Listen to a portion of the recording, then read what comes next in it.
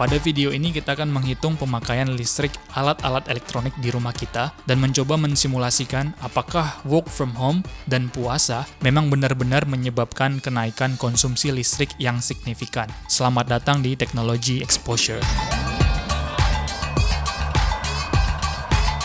Sebenarnya kita dapat menghitung penggunaan energi listrik setiap bulan dengan mudah dengan cara mengurangkan nilai kilowatt hour pada meter saat ini dengan nilai kilowatt hour bulan lalu. Tapi di video ini kita akan mencoba menghitung konsumsi energi per masing-masing alat elektronik dan kemudian menjumlahkannya.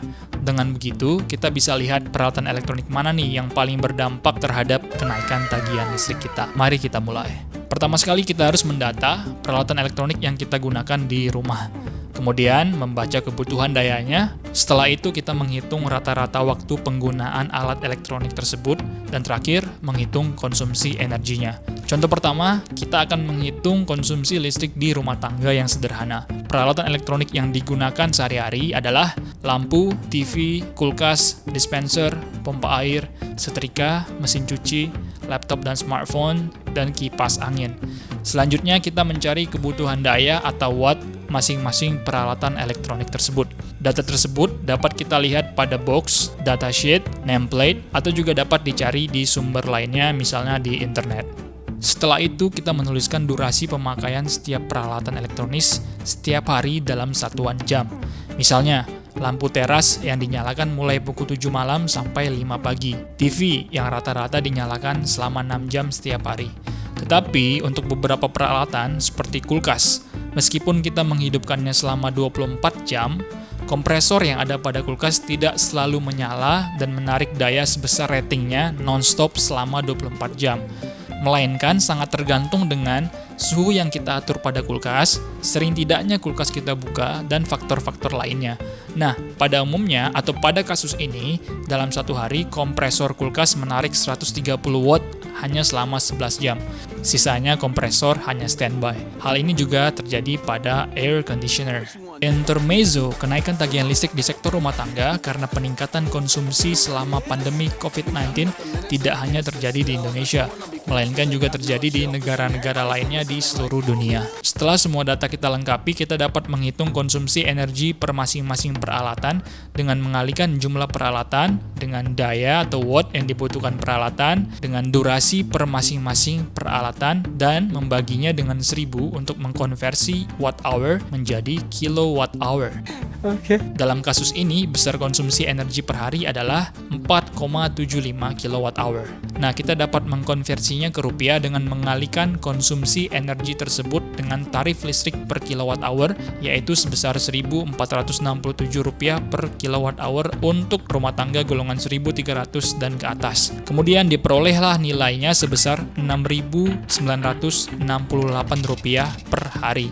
Nah, saya juga baru sadar bahwa kita hanya membayar tidak lebih dari Rp7.000 untuk energi yang menyalakan semua peralatan elektronik kita setiap hari. Untuk menghitung total tagihan listrik selama 1 bulan, kita tinggal mengalihkan Rp6.968 dengan 30 sehingga diperoleh hasilnya Rp209.000. Kemudian kita akan mensimulasikan kondisi saat puasa dan work from home dan melihat apakah terjadi peningkatan konsumsi yang signifikan sesuai dengan pernyataan dari PLN dan juga didukung oleh pemerintah. Saat puasa pada bulan April dan Mei yang lalu, lampu dihidupkan lebih lama karena kita harus bangun pada pagi hari untuk persiapan dan pelaksanaan sahur. Kami sendiri memiliki kebiasaan menghidupkan televisi saat bangun sahur sampai pagi. Kita dapat melakukan penyesuaian pada alat elektronik lainnya. Perubahan pola penggunaan elektronik tadi berdampak pada perubahan konsumsi energi yang besarnya di luar bayangan kami.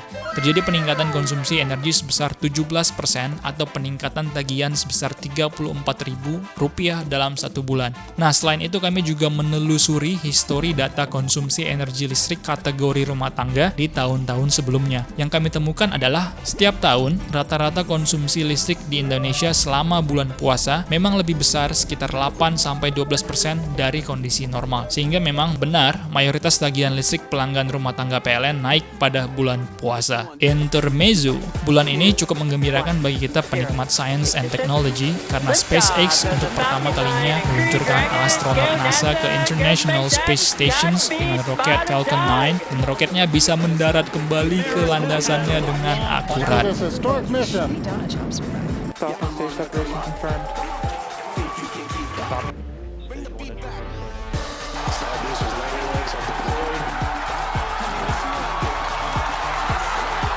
Kembali lagi, nah paling menarik adalah perhitungan sensitivitas yang dilakukan saat kondisi work from home.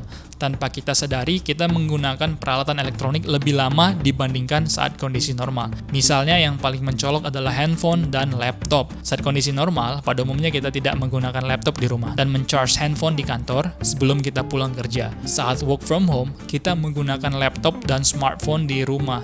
Selain itu, selama work from home, penggunaan energi pada laptop dan handphone lebih berat karena hampir setiap hari kita melakukan video conference untuk rapat kantor atau mengakses konten video untuk pembelajaran anak-anak kita yang sedang sekolah atau yang sedang kuliah melalui daring di rumah. Nah, selain itu, peralatan elektronik yang pada umumnya digunakan lebih lama dari kondisi normal adalah TV, kipas, lampu, pompa air, dan water dispenser. Hal ini sangat bervariasi sesuai dengan pola yang kita lakukan di rumah masing-masing.